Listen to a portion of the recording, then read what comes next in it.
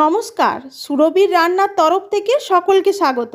আমি সুরভি আবার চলে এসেছি আপনাদের মাঝে আমার নতুন একটা রেসিপি নিয়ে। আজ আমি আপনাদের সাথে শেয়ার করছি রোজকার ঘরোয়া স্টাইলের চিকেনকে একটু অন্যভাবে, খুব কম মশলা দিয়ে কিন্তু দুর্দান্ত স্বাদের, যা একবার খেলে বারবার খেতে ইচ্ছা করবে। আজ আমি ধাপে ধাপে দেখাবো কিভাবে চিকেনটা নরম, রসালো আর ঝোলটা সুন্দর রং আর স্বাদে হবে দুর্দান্ত, আর খুব সহজেই তৈরি করে নিতে পারবেন। তাই ভিডিওটা একদম শেষ পর্যন্ত দেখুন, কারণ শেষে আমি এমন কয়েকটা ছোট টিপস শেয়ার করেছি যা মেনে চললে আপনার চিকেন কারি প্রতিবারই দারুণ হবে। যদি ভিডিওটা ভালো লেগে থাকে তাহলে লাইক, কমেন্ট আর চ্যানেলটা সাবস্ক্রাইব করতে ভুলবেন না। চলুন তাহলে রান্না শুরু করা যাক। রান্নাটা করার জন্য সবার প্রথমে আমি এখানে একটা মশলা তৈরি করে নেব। আপনারা আমাকে অনেকে কমেন্ট করেছিলেন যে দিদি আপনি যে বাটা মশলা ব্যবহার করেন, সেই বাটা মশলাটাই এই চিকেন কারিতে আমি কি মশলা দিয়ে করছি সেটাই শেয়ার করছি। এই যে সবার প্রথমে আমি এখানে মিক্সির জারের মধ্যে নিয়েছি বেশ কিছুটা কুচানো আদা আর 3টে রসুন, তার কোয়াগুলো ছাড়িয়ে ধুয়ে পরিষ্কার করে নিয়েছি। আর এখানে দিয়ে দিলাম অল্প পরিমাণ গোটা জিরে আর অল্প পরিমাণ গোটা ধনে। এবার এটা মিক্সির জারে সবার প্রথমে একবার ঘুরিয়ে নেব। তারপরে একটু নরম হয়ে যাওয়ার পর একটু একটু করে জল দিয়ে পাতলা একটা নরম টাইপের একটা পেস্ট তৈরি করে দেব। মশলার যেমন পেস্ট হয় সেই রকম আমি এইভাবেই মশলাটা বেটে রেখে দিই, যেটা 10 থেকে 15 দিন ভালো থাকে এবং যে কোনো রান্না অতি সহজেই তৈরি করে নেওয়া যায়। তাই সেই মশলাটাও আজ আমি এখানে আপনাদের সাথে শেয়ার করলাম। এই মশলাটা পুরোটা আমার রান্নায় লাগবে না, আমার এর থেকে যতটা লাগবে সেটা নেব, বাকিটা এয়ারটাইট কন্টেনারে ফ্রিজের মধ্যে ভরে রেখে দেব। আপনারা অনায়াসে 10 থেকে 15 দিন এই মশলা চালিয়ে নিতে পারবেন যে কোনো রান্নায়। এবার ওই মিক্সির জারের মধ্যে আবার একটা মশলা তৈরি করে নেব। তার জন্য এই যে এখানে একটা বড় সাইজের কুচানো টমেটো নিয়েছি আর ঝালের জন্য কাঁচা লঙ্কা নিয়েছি। আপনারা যেমন ঝাল পছন্দ করবেন সেই অনুপাতে লঙ্কাটা অ্যাডজাস্ট করে নেবেন। আমার হাতের কাছে এখানে লাল লঙ্কা পাকা ছিল, সেগুলোও আমি রান্নায় ব্যবহার করেছি যাতে কালারটা সুন্দর আসে। আপনারা ইচ্ছা হলে কাঁচা লঙ্কা দিয়েও রান্নাটা করে নিতে পারেন।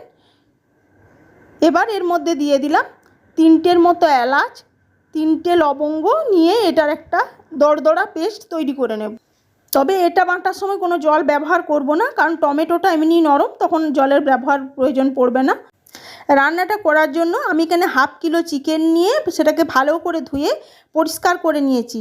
অবশ্যই কিন্তু চিকেন রান্নায় চিকেনটা ভালো করে ধুয়ে পরিষ্কার করে নেবেন, আর অবশ্যই চিকেনের উপরে যে চর্বিগুলো থাকে সেগুলো ছাড়িয়ে ফেলে দেবেন। এবার চিকেনটা ম্যারিনেট করার জন্য সবার প্রথমে চিকেনটার মধ্যে দিয়ে দিলাম ½ চামচ কাশ্মীরি লঙ্কার গুঁড়ো কালারের জন্য, আর দিয়ে দিলাম ½ চামচ হলুদের গুঁড়ো, আর দিয়ে দিলাম 1 চামচের মতো সর্ষের তেল, এবং একই সাথে দিয়ে দেব 1 চামচ ওই যে মশলাটা পেস্ট করে নিয়েছিলাম আদা রসুন জিরে ধনের সেই পেস্টটা, আর কুচানো পেঁয়াজ দিয়ে দেব 1 মুঠোর মতো, আর দিয়ে দেব ওই যে টমেটো আর কাঁচা লঙ্কার যে পেস্টটা তৈরি করেছিলাম সেই পেস্টটা 1 চামচের মতো, এবং একই সাথে দিয়ে দিলাম 1 টেবিল চামচ টক দই আর 1/4 চামচ নুন। এবার সমস্ত উপকরণগুলো হাত দিয়ে ভালোভাবে চিকেনের সাথে মাখিয়ে নেব, নিয়ে এটা রেস্টে রেখে দেব।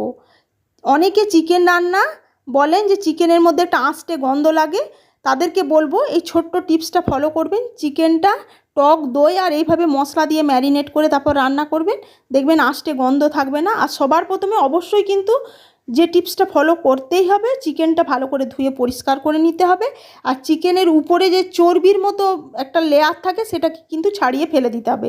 এই রান্নায় চিকেন থেকে চর্বিটাকে বাদ দিয়ে রান্না করবেন, যেটা স্বাস্থ্যসম্মতও হবে আর আপনার যে চিকেনের আঁশটে গন্ধ সেটাও থাকবে না। চিকেনটা ম্যারিনেট করা কমপ্লিট। এবার চিকেনের কারিটা বানানোর জন্য সবার প্রথমেই গ্যাসে কড়াই বসিয়ে গরম করে নিয়েছি। এর মধ্যে দিয়ে দিলাম সর্ষের তেল। আমি এখানে আলুটা ভেজে রান্না করব, তাই সবার প্রথমে তেলটা গরম হয়ে যাওয়ার পর এর মধ্যে দেখুন 2টো বড় সাইজের আলু আমি একটু মিডিয়াম টুকরো করে কেটে নিয়েছি, সেই আলুটা দিয়ে দিলাম। আর এর মধ্যে দিয়ে দেব অল্প একটু নুন আর একটু হলুদের গুঁড়ো, নিয়ে আলুটা লাল লাল করে ভেজে নেব। আলুটা দেখুন লাল করে ভাজা হয়ে গেছে। এবার আলুটা আলাদা পাত্রে তুলে নিলাম। আমি এখানে রান্নায় আর তেল ব্যবহার করব না, এই তেলের মধ্যে রান্নাটা করব। আপনাদের যদি তেল কড়াইয়ে কম থাকে সেক্ষেত্রে তেল অ্যাড করে নিতে পারেন। এবার ওই তেলের মধ্যে ফোড়ন হিসেবে দিয়ে দিলাম গোটা গরম মশলা এক টুকরো জয়িত্রী আর একটা তেজপাতা নিয়ে ফোড়নটা থেকে যখন সুন্দর ভাজার একটা গন্ধ বেরালো তখন এর মধ্যে দিয়ে দিলাম দুটো বড় সাইজের কুচানো পেঁয়াজ, যেটা ছোট ছোট টুকরো করে কেটে নিয়েছি। এবার পেঁয়াজটা তেলের মধ্যে প্রথমে নেড়ে চেড়ে ভালো করে মিশিয়ে নেব, নাহলে পুড়ে যাবে। এবার পেঁয়াজটা তাড়াতাড়ি ভাজা হওয়ার জন্য ওই পেঁয়াজের মধ্যে দিয়ে দিলাম পরিমাণ মতো নুন। আপনারা যেমন নুন পছন্দ করবেন সেই অনুপাতে নুনটা অ্যাডজাস্ট করে নেবেন, কারণ চিকেনটা ম্যারিনেট করার সময় কিন্তু নুন দেওয়া হয়েছিল, সেইটা মাথায় রেখে নুনটা আপনারা আপনাদের স্বাদ অনুযায়ী অ্যাডজাস্ট করে নেবেন। এবার পেঁয়াজটা হালকা ব্রাউন করে ভেজে নিয়ে ফিরে আসছি। পেঁয়াজটা দেখুন হালকা ব্রাউন করে ভাজা হয়ে গেছে। এবার এর মধ্যে দিয়ে দিলাম মশলা হিসেবে প্রথমে 1 চামচ ওই যে আদা রসুন জিরে ধনের পেস্টটা বানিয়েছিলাম সেই পেস্টটা, তারপরে দিয়ে দিলাম 1/4 চামচ হলুদের গুঁড়ো, 1/4 চামচ কাশ্মীরি লঙ্কার গুঁড়ো, আর ওই যে টমেটো আর কাঁচা লঙ্কার যে পেস্টটা তৈরি করেছিলাম সেই পেস্টটা দিয়ে দিলাম। এবার মশলাটা ভালোভাবে কষিয়ে নেব, ততক্ষণ অবধি কষাবো যতক্ষণ না মশলাটা থেকে তেল রিলিজ হতে শুরু করছে। যাতে মশলাটা পুড়ে না যায় তাই ওই মিক্সির জার ধোয়া জল দিয়ে একটু একটু করে মশলাটা কষিয়ে নিয়ে ফিরে আসছি। মশলাটা কষানো হয়ে গেছে, মশলাটা দেখুন খুব সুন্দর তেল ছাড়তে শুরু করেছে। এবার এর মধ্যে দিয়ে দিলাম ওই যে চিকেনটা ম্যারিনেট করে রেখে দিয়েছিলাম সেই চিকেনটা। এবার গ্যাসের ফ্লেমটা বাড়িয়ে দিয়ে চিকেনটা মশলার সাথে ভালোভাবে কষিয়ে নেব। আর এই দই দেওয়া আছে তার জন্য চিকেনটা থেকে অল্প জল কাটতে শুরু করবে, তাতে ভয় পাওয়ার কিছু নেই। আর চিকেনটা খুব সুন্দর সেদ্ধও হয়ে যাবে। চিকেনটা দই দিয়ে এইভাবে মশলা দিয়ে ম্যারিনেট করে রাখলে দেখবেন চিকেনটা খুব সফট হয়ে যাবে, জুসি হয়ে যাবে, আর খেতেও ভালো লাগবে। আর ওই যে প্রথমেই বললাম যে চিকেনের একটা গন্ধ থাকে সেই গন্ধটাও থাকবে না। এইভাবেই চিকেনটা মশলার সাথে ভালোভাবে কষিয়ে নেব। চিকেনটা দেখুন কষানো হয়ে গেছে, চিকেনটা থেকেও তেল রিলিজ হতে শুরু করেছে। এবার এর মধ্যে যে আলুটা ভেজে রেখেছিলাম সেই আলুটা দিয়ে আরও মিনিট 2 সময় ধরে ভালোভাবে মিশিয়ে নেব। আর একই সাথে দিয়ে দেব 1 চামচের মতো এই যে গোলমরিচের গুঁড়ো, যাতে খুব সুন্দর একটা ফ্লেভার আসবে। আর অনেকে বলেন দই দিয়ে চিকেন রান্না করলে নাকি কালার থাকে না, কিন্তু এইভাবে দইটা ব্যবহার করে যদি চিকেন রান্না করেন দেখবেন চিকেনের কালারটাও ভীষণ সুন্দর আছে। নিয়ে চিকেনটা যখন কষানো হয়ে যাবে তখন এবার গ্রেভিটা বানানোর জন্য এখানে দিয়ে দিলাম পরিমাণ মতো জল। আপনারা যেমন গ্রেভি পছন্দ করবেন জলটা সেই অনুপাতে অ্যাডজাস্ট করে নেবেন, কারণ আলুটাও অলরেডি ভাজা আছে, আলুটা প্রায় সেদ্ধ হয়ে গেছে, কষতে কষতেও বাকি যেটুকু কম বাকি ছিল সেটুকু আলুটা সেদ্ধ হয়ে গেছে। আর চিকেনটা তো একদম সুন্দরভাবে কষানো হয়ে গেছে। এবার জাস্ট গ্রেভিটা বানানোর জন্য যতটুকু জলের প্রয়োজন সেটুকুই দেবেন। নিয়ে এই অবস্থাতেই নুনটা আপনারা আপনাদের স্বাদ অনুযায়ী অ্যাডজাস্ট করে নেবেন। এবার একটা ঢাকা দিয়ে রান্নাটা হতে দেব।